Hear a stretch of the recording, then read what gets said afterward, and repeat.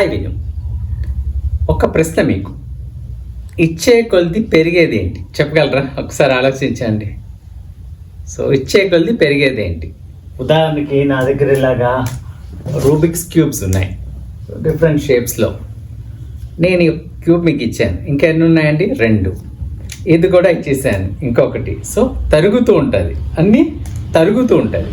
కాకపోతే ఇచ్చే కొలది పెరిగేది ఏంటి? సో కొంతమంది అంటారు విజ్ఞానం. రైట్, ఒప్పుకుంటా, విజ్ఞానం.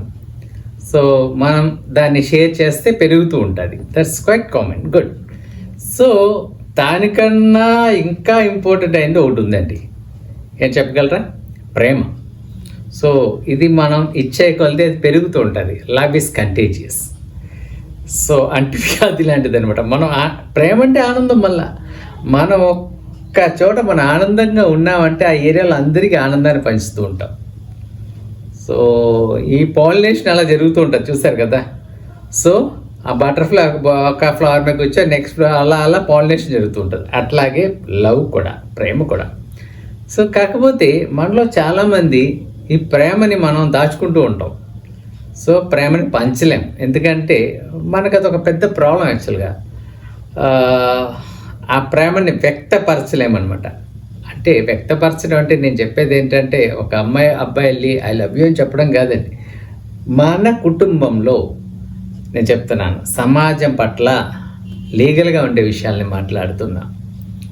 సో వైఫ్ అండ్ హస్బెండ్ మధ్యలో, పిల్లల మధ్యలో, గ్రాండ్ పేరెంట్స్ మధ్యలో, ఇలాంటి చోట్ల మనం ప్రేమని మనం పంచగలుగుతున్నామా అనేది ప్రశ్న.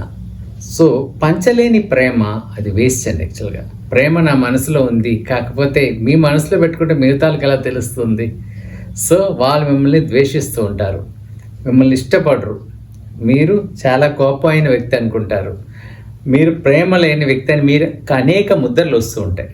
ప్రేమ ఉందంటే పంచండి. సో ఎప్పుడైతే మీరు దాన్ని పంచారో సంతోషాన్ని పెరుగుతుంది. ఆ సంతోషం ఎప్పుడైతే పెరుగుతుందో అక్కడంతా ఆ వాతావరణమే డిఫరెంట్గా ఉంటుంది, with lot of positive energy. ఒకసారి మీరు ఆలోచించండి. సో నేను ఎక్కువ చెప్పాల్సింది ఏంటంటే, ప్రేమ పెళ్లి చేసుకున్న జంటలు, వీళ్ళని ఉదాహరణగా తీసుకున్నట్లయితే,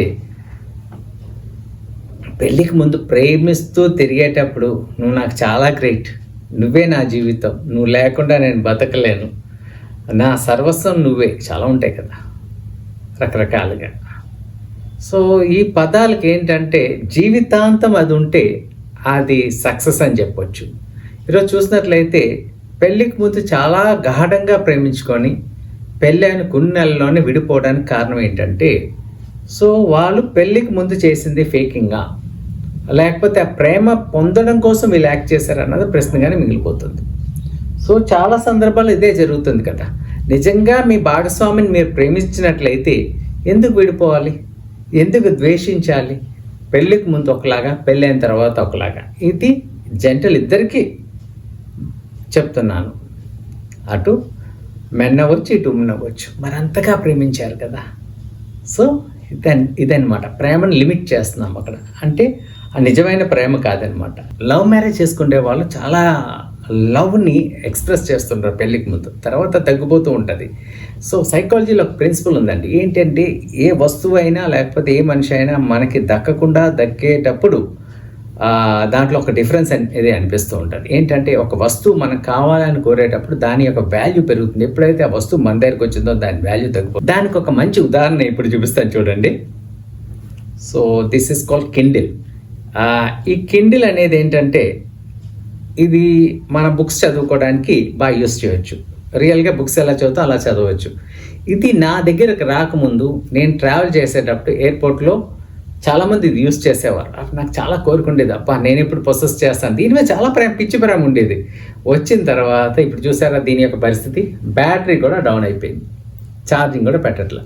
అంటే వస్తువు మన దగ్గరికి వచ్చినప్పుడు దాని మీద ఉండే ఆ ఒక అభిరుచి కానీ ఆకర్షణ కానీ తగ్గిపోతుందని చెప్పడం కోసం నేను ఈ ఉదాహరణ చూపిస్తున్నాను. ఇదే మన జీవితంలో మన మనుషులతో ఉన్నప్పుడు కూడా మన రిలేషన్షిప్ అది మనకి దక్కనంత వరకు దక్కలేదు, దక్కిన తర్వాత ఆ వ్యక్తి పట్ల ఉండే వాల్యూ కూడా తగ్గిపోతుంది. అది చాలా తప్పండి యాక్చువల్గా. ఏంటంటే దాన్ని మనం పెంచాలి. సో ఇప్పుడేంటి దీన్ని ఛార్జింగ్ పెట్టి మళ్ళీ యూజ్ చేస్తాను. ఒకటి గుర్తించండి, ఈరోజు ప్రేమించడం అనేది పెంచాలి. సో మనం ఎంత ఇస్తే అంత తిరిగి వస్తుంది అనమాట. ఏంటంటే మన ఫ్యామిలీ లైఫ్లో ఏంటంటే ఈ భార్యాభర్తల మధ్యలో ఉండే ప్రేమకి ఏ విధమైన ఆటంకాలు అడ్డు ఉండకూడదండి. వాళ్ళు చక్కగా ఒకరినొకరు ప్రేమించుకున్నట్లయితే ఏమవుతుందంటే ఆ కుటుంబంలో సంతోషం పెరుగుతుంది.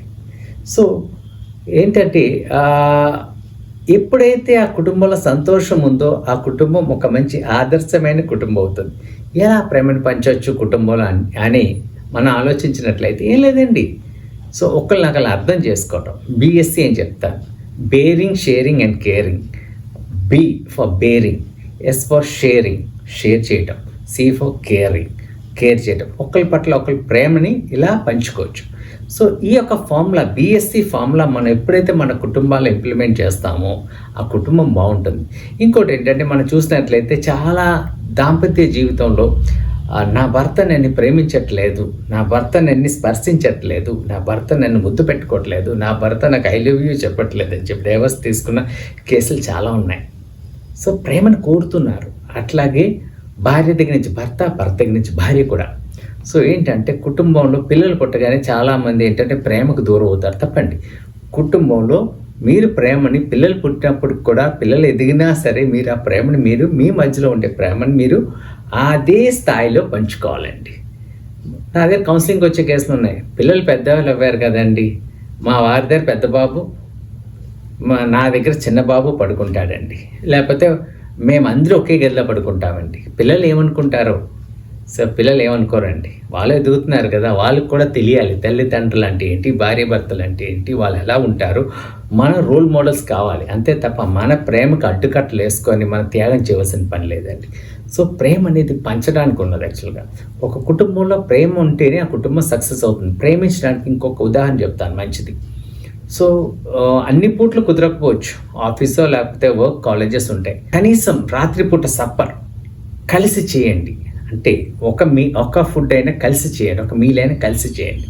సో ఈరోజు చూసినట్లయితే ఈ యొక్క కాన్సెప్ట్ మనం మిస్ అవుతున్నాం. అక్కడ డైనింగ్ టేబుల్ అనే కాన్సెప్ట్ని పక్కన పెట్టేస్తాం. ఈ రోజుల్లో ఎవరు డైనింగ్ టేబుల్ దేనికి వాడుతున్నారు? పప్పులు, ఉప్పులు, కిరాణా సామాన్లు డంప్ చేయడానికి మాత్రమే వాడుతున్నారు. మరి ఎక్కడ తింటున్నారంటే సోఫాస్ మీద, రిక్లైనర్స్ మీద కూర్చొని టీవీ చూస్తూ తింటున్నారు. దీనివల్ల ఏమవుతుందంటే ఒబేసిటీ పెరుగుతుంది, ప్రేమ లేకుండా పోతుంది, షేరింగ్ లేకుండా పోతుంది. ఎందుకంటే కలిసి తింటే దాని యొక్క ప్రయోజనాలు ఏంటో నేను చెప్తాను చూడండి. ఏమవుతుందంటే ఉదాహరణకి ఇద్దరు కొడుకులు, తల్లి పెద్ద కొడుకు ఆకలేస్తుందని చెప్పగానే నాన్ వెజ్ లేకపోతే మంచి కర్రీ వండితే ఆ అబ్బాయికి ఒక మంచి పోర్షన్ డంప్ చేసి పంపిస్తుంది. వీడు ఏం చేస్తాడు, ఇష్టం ఉన్నా లేకపోయినా, అవసరం లేకపోయినా రిక్లైనర్ మీద కూర్చొని తిని, టీవీ చూసి తిని మిగతా వేస్ట్ చేస్తాడు. అప్పుడు రెండో కొడుకు వస్తాడు, ఆకలేస్తుందని, ఆడుకో పోర్షన్ వేసి అమ్మ పంపిస్తుంది. అప్పుడు గుర్తు వస్తుంది, నా భర్తకి నేను ఇంకా కర్రీ తీయలేదే అని. భర్తకి ఇష్టమైన కూర ఏం చేస్తుంది, భర్తకి తన పోర్షన్ త్యాగం చేసేస్తుంది. భార్యకి మిగులుతుందంటే చారు మిగులుతుందండి. ఇదండి పరిస్థితి, మన కుటుంబాల్లో మనం చూసే పరిస్థితి.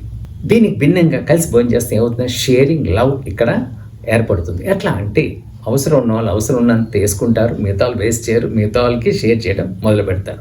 అదేవిధంగా ఈ డైనింగ్ టేబుల్ దగ్గర కూర్చొని నలుగురు భోజేసినట్లయితే ఏమవుతుందంటే ఒకరి కష్టాలు ఒకరు తెలుసుకోవడానికి, కాలేజీల విషయాలు, స్కూల్లో విషయాలు, ఆఫీస్ విషయాలు, లేకపోతే ఇంట్లో విషయాలు డిస్కస్ చేయడానికి మంచి వేదికగా ఉంటుంది. So A family which eats together stays together అంటారు. సో ఇది చాలా ఇంపార్టెంట్ అండి. సో ఇదండి, పంచితే మనకి తిరిగి వచ్చేది ప్రేమ. దయచేసి ఆ ప్రేమను మీ దగ్గర ఉంచుకోకండి, దాన్ని పంచండి. ఎప్పుడైతే మీరు పంచడం మొదలు పెడతారో అది రెట్టింపై హ్యాపీనెస్ కూడా పెరుగుతుంది. Happy living. Thank you.